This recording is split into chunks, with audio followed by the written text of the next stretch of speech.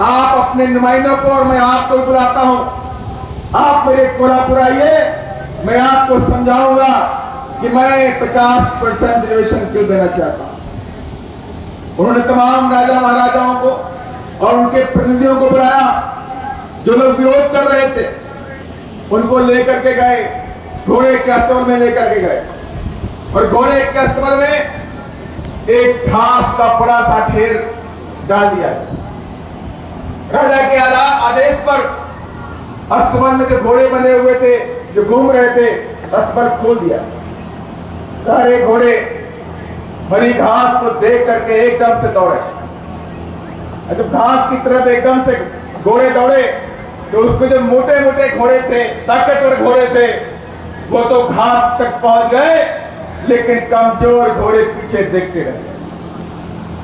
तो छत्रपति साहू जी महाराज ने कहा, आपको कोई बात समझ में आई कि नहीं आई? मैं इन कमजोर घोड़ों को भी ताकतवर घोड़ा बनाना चाहता हूं, इसलिए अपने राज्य में मैंने 50% का रिजर्वेशन दिया। ऐसे थे वो हमारे महापुरुष, ऐसे थे वो महापुरुष, और इसीलिए आज पूरे देश के अंदर बहुजन समाज के लोग उन्हें अपना आइकन मानते हैं। और आज जो सामाजिक न्याय की बातें करते हैं, वो तमाम पार्टियां सामाजिक न्याय की बातें करती हैं, समरसत्ता की बातें करती हैं। मैं उनसे कहना चाहता हूं, ये दिखावाबाजी बंद कर दो। लंबे अरसे तक देश की आजादी के बाद आपकी सत्ता रही, लेकिन आपने इस देश में दबे कुचले लोगों को कोई सामाजिक न्याय देने का काम नहीं किया। सामाजिक न्याय को छोड़ दो, आपने छुआछूत ऊंच नीच की बात को आज तक खत्म नहीं कर पाए। आज भी देश के अंदर छुआछूत है, आज भी देश के अंदर ऊंच नीच की भावना दिखती है, आज भी देश में दलित को माना जाता है, आज इस देश के अंदर आदिवासियों को माना जाता है, जबकि संविधान कहता है कि इस देश में कोई ऊंच नहीं है, कोई नीच नहीं है, संविधान के अनुसार सभी बराबर। कहता है कि नहीं कहता? संविधान का आर्टिकल 15 कहता है, जाति धर्म जन्म के स्थान पर कोई भेदभाव नहीं हो सकता। यह हमारा संविधान कहता है, जिसको बाबा साहब डॉक्टर अम्बेडकर ने लिख करके दिया।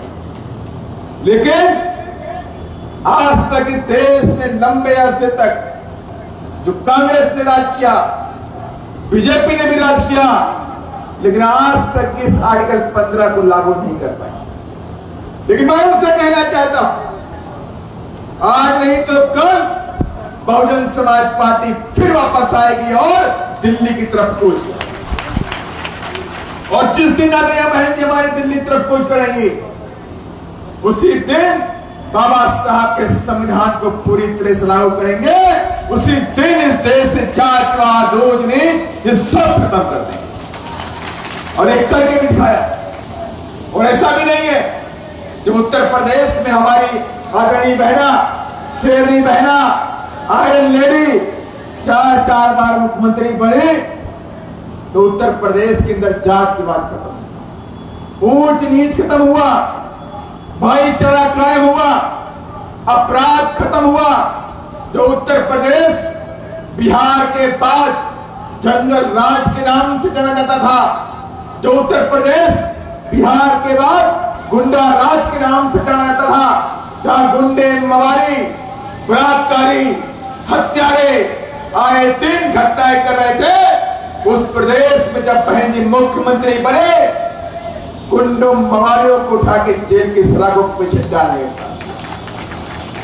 और तो और बहन जी ने किसी के मकान पे बुलडोजर भी नहीं चलाया, लेकिन गुंडे मवालियों में ऐसी दहशत हुए, गुंडे मवाली नेपाल भाग गए, बिहार भाग गए, मध्य प्रदेश भाग गए, लेकिन उत्तर प्रदेश में रुकने की हिम्मत नहीं हुई। उत्तर प्रदेश जंगल राज से फ्री हुआ, गुंडा राज से फ्री हुआ, शिक्षा के नए द्वार खोलने का काम किया, कई सारे विश्वविद्यालय खोले गए, सैकड़ों की संख्या में डिग्री कॉलेज खोले गए, सैकड़ों की संख्या में इंटर कॉलेज खोले गए, कई दर्जन इंजीनियरिंग कॉलेज खोले गए, कई दर्जन मेडिकल कॉलेज खोले गए, हजारों की संख्या में ITI कॉलेज खोले गए, और भारतीय जनता पार्टी ये प्राइमरी स्कूलों को बंद करने में लगी है। उत्तर प्रदेश में मान्या बहन जी 5500 स्कूल प्राइमरी खोलने का काम, 5500 स्कूल खोलने का काम उत्तर प्रदेश में आदरणीय बहन जी ने किया। और ये टीचर, ये अधिकारी, ये बाबू 9 बजे जाके बैठ जाते थे कचहरी में, 9 बजे। और बहन जी कहती थी जो अधिकारी मुझे 9:30 बजे कुर्सी पर नहीं मिलेगा उसकी मैं नौकरी खा जाऊंगा, नौकरी करने लायक नहीं रहेगा। सारे अधिकारी 8:30 बजे उठ के भागते थे, जल्दी ऑफिस चलो, जल्दी ऑफिस चलो। 9:30 बजे गरीब लोग जब पहुंचते थे अधिकारी के पास तो कुर्सी पे बैठाता था, उनसे पानी पिला के पूछता था आप किस काम से आए। और आज वो जमाना है, चाहे उत्तर प्रदेश हो चाहे मध्य प्रदेश हो, गरीबों की बात सुनी नहीं जाती है, उनके साथ में अपमान होता है। थाने में जाएंगे तो मारे जाएंगे, अधिकारी के पास जाएंगे तो मारे जाएंगे, कोई सुनने वाला नहीं है। चारों तरफ भ्रष्टाचार, करप्शन हो रहा है। गुंडे मवालियों को जेल से निकालने का काम किया जा रहा है। आपने देखा भी बिहार के अंदर जो लोग 25 साल से 20 साल से उम्र कैद की सजा पाए हुए थे, उन गुंडे मवालियों को वहां की नीतीश कुमार की सरकार ने जेल से छोड़ने का किया नहीं किया। पूरा देश जानता है, पूरा देश जानता है बिहार के अंदर जिसने दलित कलेक्टर की हत्या की थी उसको भी जेल से निकालने का नीतीश कुमार ने, कांग्रेस ने और आरजेडी के लोगों ने किया। ये विडंबना है देश, विडंबना है देश के अंदर। कल की रिपोर्ट है, बिहार के अंदर सीएजी की रिपोर्ट आई, कंट्रोलर ऑडिट जनरल महालेखा की रिपोर्ट आई। उसने कहा 71,000 करोड़ रुपए, 71,000 करोड़ रुपए जो केंद्र से उनको मिला हुआ था बिहार के लिए, स्कूल खोलने के लिए, रोड बनाने के लिए, गरीबों के मकान बनाने के लिए, उनको रोजगार देने के लिए, गरीबों के बच्चों को वजीफा देने के लिए, उनको फीस देने के लिए, लेकिन वो पैसा सरकार खा गई, वहां की सरकार खा गई। सरकार के पास 71,000 करोड़ रुपए कहां गए? उनके पास कोई देखा जोखा नहीं, कोई रिकॉर्ड नहीं है। ये हम नहीं कह रहे हैं, ये सीएजी की रिपोर्ट बिहार की बोल। इस तरह से करप्शन है। 70-80 हजार करोड़ रुपया उनका नहीं है, ये 70-80 हजार करोड़ रुपया हमारा और आपका खून पसीने का है। वीडी शर्मा जी बोल रहे थे, पांडे जी बोल रहे थे, जो देश के पास जो पैसा पहुंचता है तो हमारे खून पसीने कमाई में, क्या वो इनकम टैक्स से पहुंचे, क्या जीएसटी के माध्यम से पहुंचे, जो आप आरटीओ में गाड़ी खरीदते हो, रजिस्ट्रेशन कराते हो, उसके माध्यम से पहुंचे, किसी भी माध्यम से पहुंचता है, हमारा पैसा उनके पास पहुंचता है। और सरकार का एक दायित्व बनता है कि उस पैसे का सही यूटिलाइजेशन करें, देश की शिक्षा पे खर्चा करें, देश की सुरक्षा पे पैसा खर्चा करें, रोड बनाने में खर्चा करें, डेवलपमेंट पे खर्चा करें, रोजगार बनाने में खर्चा करें। ये सारे काम उस पैसे से होने चाहिए। लेकिन क्या होता है, 70-71 हजार करोड़ रुपए वहां के नेता खा जाते हैं, मालूम नहीं होता कहां चला, और बोल देते कुछ पता नहीं कहां खर्चा हो। मैं उनसे कहना चाहता डर इसी बात का है बीजेपी कांग्रेस वालों कि डरते इसीलिए है, आज इस देश के अंदर जो बीएसपी से डर बना हुआ है, कांग्रेस और बीजेपी के अंदर इसी बात को बना हुआ है कि अगर ये बहुजन समाज पार्टी जिस दिन सत्ता में आ जाएगी 75 सालों का एक रुपए का हिसाब लेकर के,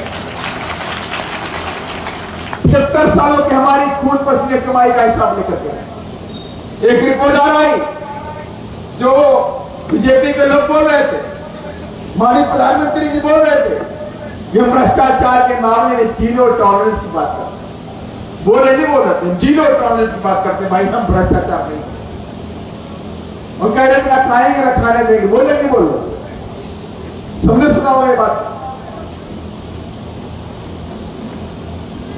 उसमें एक रिपोर्ट आई कि 2021 के बाद जो काला धन विदेशों में जमा हुआ था वो कितना हो गया? 3 गुना हो गया। माने कि अगर मैं कहूं 10 रुपए जमा थे देश की आजादी से लेकर 2021 तक, अब 2021 से लेकर 2025 तक वो पैसा कितना हो गया? 30 रुपया हो गया। माने जितना पैसा 60-70 साल में काले धन के रूप में जमा हुआ था स्विस बैंकों में, उतना पैसा 2 से 3 साल में जमा हो गया बीजेपी के राज। और यही सरकार बोल रही थी 2014 में कि स्विस बैंक में इतना पैसा जमा है कि हम हर भारतीय को 15 लाख रुपए दे सकते हैं। बोला नहीं बोला था? तो आज अगर 3 गुना हो गया तो हर भारतीय का पैसा स्विस बैंक में कितना जमा है? कितना हो गया? हुआ कि नहीं? पता नहीं सर हुआ हो गया नहीं हो गया? तो बस डर तो इसी बात कि भाई कांग्रेस आएगी तो पैसा नहीं आएगी, पैसा उन्हीं लोगों का। बीजेपी आएगी तो कांग्रेस का पैसा बचाएगी, कांग्रेस आएगी तो बीजेपी वाला पैसा बचाएगी। मानते कि नहीं मानते? ये दोनों माननीय कांशीराम साहब ने इसीलिए कहा था ये नागनाथ है दूसरा सामना, ये तुम्हें बेवकूफ बनाएगा लेकिन आपस में एक दूसरे को डसने काम नहीं करेगा। कभी करते हैं क्या ये लोग?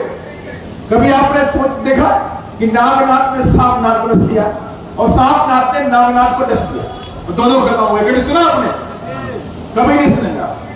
इसलिए इन दोनों पार्टियों को डर लगता है, तो बहुजन समाज पार्टी डर लगता है कि बीएसपी नहीं आनी चाहिए, बाकी कोई हो जाए, कांग्रेस आ जाए तो ठीक है, बीजेपी आ जाए तो ठीक, लेकिन बीएसपी नहीं आनी चाहिए। बीएसपी आएगी तो तमाम तरह के सवालात करेगी। बीएसपी आएगी तो बाबा साहब के संविधान की सारी किताबों को लेकर बैठेगी और एक एक आर्टिकल के हिसाब से देश में न्याय देने का काम बहुजन समाज पार्टी करेगी। और इसे प्रदेश में तमाम पार्टियां सिर्फ बीएसपी को रोकने के लिए बनी। अभी हमारे सतनामी जी की बात सुन रहा था,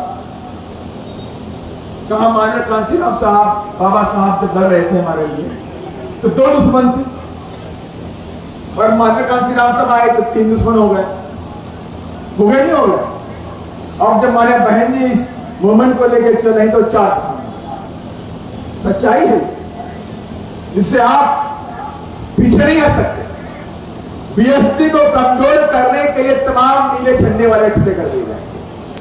और पहले भी चाहिए जब बहुजन समाज पार्टी ताकतवर थी, बड़ी ताकत में बढ़ रही थी, बाउंस से बड़ी उम्मीदों के साथ में आगे बढ़ रहा था, तो बाउंसर को तोड़ने के लिए कांग्रेस ने इच्छा करी कि बाउंसर के तमाम नेताओं को तोड़ दिया गया और माननीय कांशीराम साहब जो मूवमेंट लेके चले तो उसे रोकने का प्रयास किया गया। और उस काम में बड़े बड़े कांग्रेस के लोग शामिल थे। बाउंसर को तोड़ करके इन लोगों ने क्या बनाया? अजाक्स बनाया। अजाक्स बनाना, एक अजाक्स बना दिया गया। और अजाक्स का क्या था कि वो अजाक्स वाले सिर्फ कांग्रेस के बैनर के लिए काम करें, कांग्रेस की विचारधारा के लिए काम करें, बाबा साहब की विचारधारा के लिए नहीं। बाबा साहब की फोटो लगा करके कांग्रेस का प्रचार प्रसार करने के लिए अजाक्स बना दिया गया। और सिर्फ किस लिए? बाउंसर को कमजोर करने के लिए।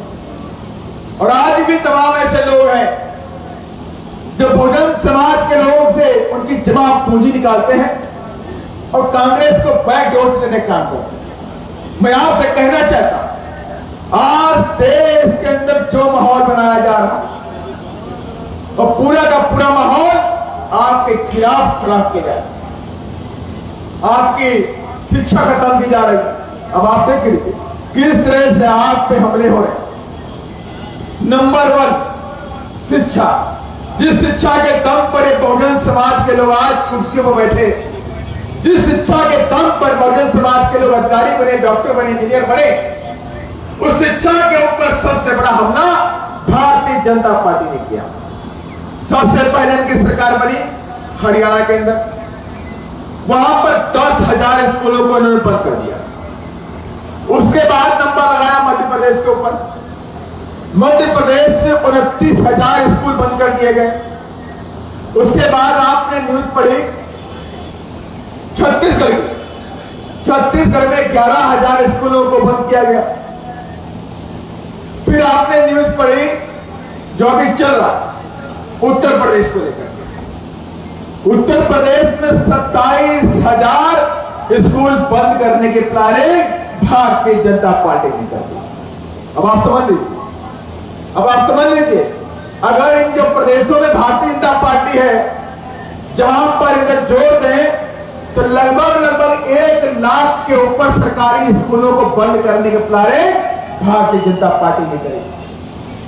और बोलते क्या है, क्या बोलते हैं कि कहीं 50 बच्चे हैं, कहीं 40 बच्चे पढ़ रहे हैं, तो ऐसे स्कूलों को बंद करें। अरे 50 बच्चे कम नहीं होते हैं, 40 बच्चे भी कम नहीं होते हैं। जो गरीबों के बच्चे पढ़ते हैं, जहां पर आपने स्कूल के नाम पर कोई सुविधाएं नहीं दी है। आप स्कूलों में जाएंगे तो कुर्सी नहीं है वहां पर बच्चों को बैठने के लिए, मेजें नहीं है बच्चों को बैठने के लिए, पंखे स्कूलों में नहीं है, तमाम स्कूलों में बत्ती नहीं आती, लाइट नहीं आती है। कितनी गर्मी में जाके बच्चे वहां टाट पट्टी पे बैठ के पढ़ाई करते हैं। लेकिन आपको हजम नहीं हो रहा है। ये बाबा साहब के बच्चे हैं जो टाट पट्टी पर बैठ के पढ़ के भी कलेक्टर बन जाते हैं, उनको रोकने का प्रयास तुम्हारा हो रहा है।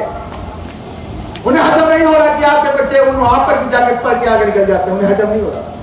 और इसलिए इन स्कूलों को बंद करने की प्लानिंग की जा रही है और लगभग बंद कर दिया गया।